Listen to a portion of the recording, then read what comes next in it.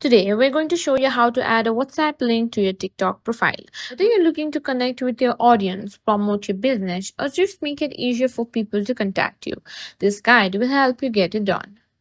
Adding a WhatsApp link to your TikTok profile is a great way to streamline communication. Here's how to do it. Go to your preferred web browser. Use the following format to create your WhatsApp link: https dot slash slash wa.me,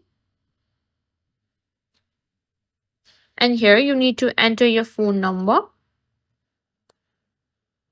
Don't forget to replace the your number with your full phone number, including the correct country code, but without any plus signs or dashes. Paste the link to your browser to ensure it directs you to your WhatsApp chat.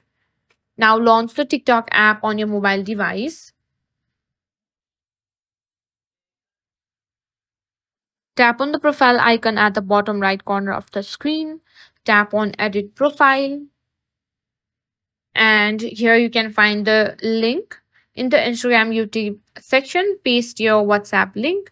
This is the only field where you can add a clickable link directly on your profile. Tap Save or the check mark icon.